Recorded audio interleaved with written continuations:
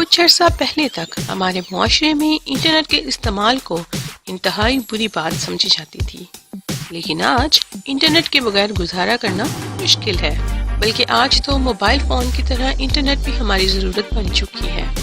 کچھ عرصہ پہلے تک ہم بغیر موبائل فون کے بھی اچھے سے جی رہے تھے، لیکن آج موبائل فون کے بغیر خود کو ادھورا محسوس کرتے ہیں۔ اسی طرح انٹرنیٹ بھی ہماری زندگیوں میں داخل ہو چکا ہے اور اب انٹرنیٹ کے بغیر گزارا مشکل ہے۔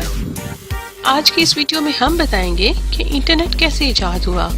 آپ دیکھ رہے ہیں جسٹ کلک۔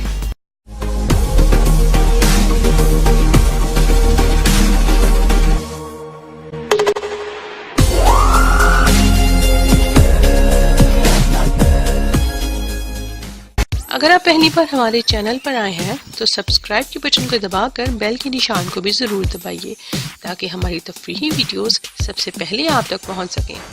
گزشتہ ویڈیو میں ہم نے بتایا تھا کہ انٹرنیٹ کا مالک کون ہے۔ وہ ویڈیو اگر آپ دیکھنا چاہتے ہیں تو ہمارے چینل میں دیکھ سکتے ہیں۔ تو آج کی ویڈیو میں ہم انٹرنیٹ کی ایجاد کے بارے میں بتائیں گے۔ تو آئیے آپ کو انٹرنیٹ بنانے والے کے بارے میں بتاتے ہیں۔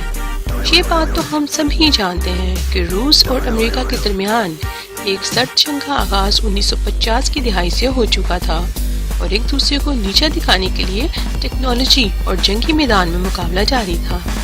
4 اکتوبر 1957 عیسوی کو روس نے خلا میں پہلا راکٹ بھیج دیا اور اس موقع پر امریکہ کو بہت خصیبت محسوس ہوئی اور امریکی حکومت نے ایڈوانس ریسرچ پروجیکٹ اکیڈمی نامی ادارے کی بنیاد رکھی، جس کا مقصد نہ صرف دیگر ممالک کی ٹیکنالوجی کی پیش رفت پر نظر رکھنا تھا بلکہ امریکہ کو بھی ٹیکنالوجی میں آگے لے کر جانا تھا۔ اس مقصد کے لیے ضروری تھا کہ ادارے اور یونیورسٹیاں آپس میں کنیکٹ ہو سکیں۔ تو ہوا یوں کہ JCR لکلائٹر نامی شخص نے مختلف کمپیوٹرز کو آپس میں جوڑنے کا نظریہ پیش کیا، جس کے بعد کچھ تعلیمی اداروں کو ایک نیٹ ورک کے ذریعے آپس میں جوڑ دیا گیا۔ لیکن اس نیٹ ورک میں یہ مسئلہ درپیش تھا کہ جب 2 ادارے آپس میں بات کرتے تو تیسرے سے بات کرنے کے لیے دونوں کو آپس میں رابطہ ختم کر کے پھر تیسرے سسٹم سے کنیکٹ ہونا پڑتا تھا۔ اس کے ساتھ ساتھ ڈیٹا ٹرانسفر کے دوران اگر رابطہ منقطع ہو جاتا تو پھر یہ تمام عمل نئے سرے سے کیا جاتا۔ امریکی ادارے ARPA نیٹ نے ان تمام نظریات کو لے کر 1969 میں 4 اداروں کو آپس میں جوڑا۔ سائنسدانوں نے ٹیلی فون کا استعمال کرتے ہوئے ایک دوسرے سے بات کی اور ساتھ ساتھ جو لفظ ٹائپ کرتے وہ فون پر کنفرم کرتے آیا وہ لفظ دوسروں کو نظر آ رہا ہے یا نہیں۔ لیکن صرف 3 الفاظ ٹائپ کرنے کے بعد ہی یہ نیٹ ورک بیٹھ گیا۔ اس نیٹ ورک پر کام جاری رہا اور 1972 عیسوی تک ARPA نیٹ سے منسلک کمپیوٹرز کی تعداد 23 ہو چکی تھی اور ساتھ ہی ای میل کا نظریہ بھی سامنے آ چکا تھا۔ اسی طرح کئی دہائیوں کی محنت کے بعد 1989 میں ایک یورپی سائنسدان ٹیم برنرز لی نے WWW یعنی ورلڈ وائڈ ویب کا نظریہ پیش کیا۔ پھر 1993 عیسوی میں مارک اینڈرس نے انٹرنیٹ کی تاریخ کی پہلی براؤزر موزیک کے نام سے بنایا۔ اس طرح انٹرنیٹ آہستہ آہستہ پوری دنیا میں پھیل گیا۔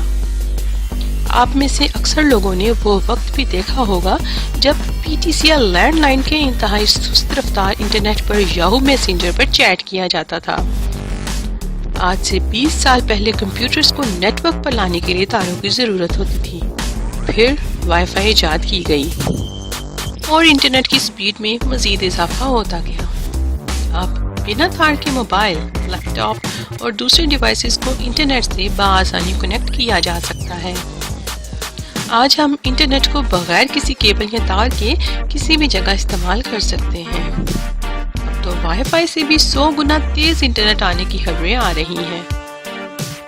ایک خبر کے مطابق ہالینڈ کے اینٹہوون یونیورسٹی آف ٹیکنالوجی میں ماہرین نے لائیو وائی فائی کے ذریعے 40 گیگا بائٹس فی سیکنڈ کی رفتار سے ڈیٹا ٹرانسفر کرنے کا کامیاب تجربہ کر لیا ہے، جو دنیا کے تیز ترین وائی فائی سے بھی 100 گنا تیز رفتار ہے۔